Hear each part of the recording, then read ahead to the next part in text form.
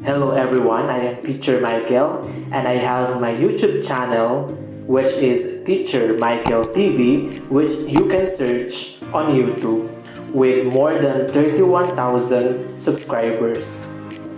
Ayan, so dito po ako nagsishare ng aking mga iba't ibang mga videos kagaya ng mga lesson videos at mga tutorials.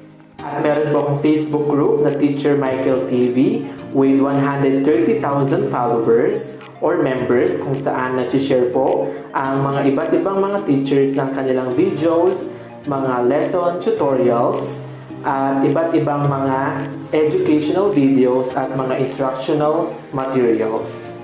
Meron din po akong Facebook page na Learning Materials for Kids with more than 10,000 subscribers or followers. Ayan po kung saan po ako nagsishare ng aking mga educational videos, tutorials, at mga instructional materials na pwede po natin gamitin sa ating mga klase.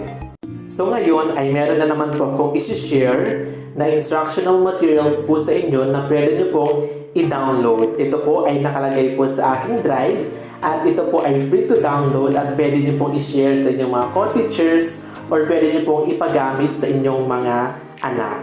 Ayan, so paano po ba mada-download ang instructional material na to?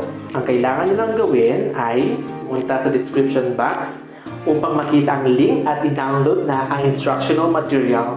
Ang tanong, paano nga ba pumunta sa description box? Ang kailangan lang pong gawin ay i-click ang arrow down.